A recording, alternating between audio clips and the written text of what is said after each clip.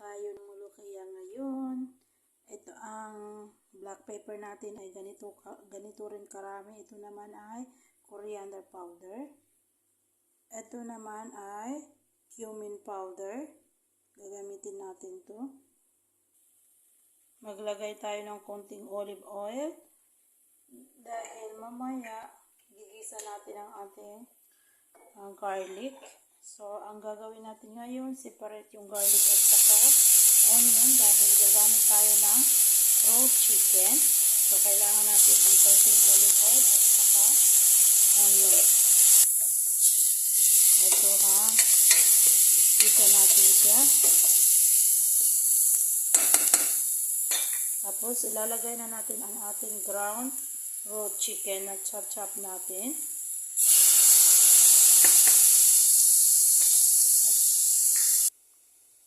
Okay, gagamit din tayo ng cubes. Organic cubes po yan. Ayan guys, 2 basong tubig ang nilagay natin kasi yung gamit nating mulukiya or saluyot is frozen siya. So, matutunaw pa yun at magtutubig din siya.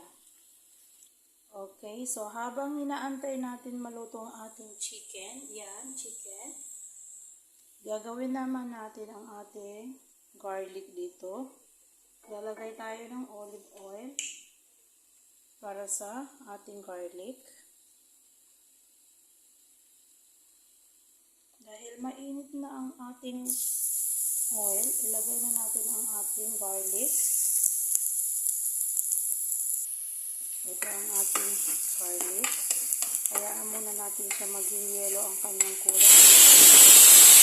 Okay, so dahil nagulat tayo sa ating pressure cooker, yan o, ang lakas-lakas ng tunog. Yan na yung cinnamon, wala tayong cinnamon, sorry. Black pepper at saka coriander, cumin. So, wala po tayong cinnamon dito. So, patapos ng ating garlic, ganito lang po ang kulay ng ating garlic. Huwag masyadong brown kasi mapait po siya. Ganito lang dapat. Ayan, ilalagay na natin ang ating mulukiya.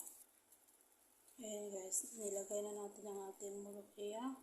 Hintayin na natin na matunaw upang ilagay naman yung ating garlic. Okay, so luto na ang ating mulukiya.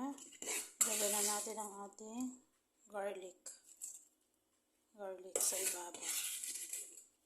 Tapos halu-haluin lang natin siya.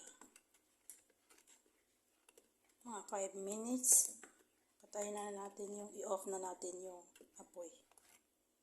Ayan, tapos na po ang ating mulukiya.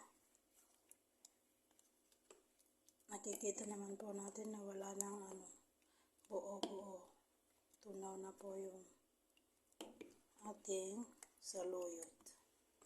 Kung sa Pilipinas po ay niisip nila taga-probinsya lang kumakain nito. Dito, mga mayayaman ang kumakain ng saluyot po. Yan.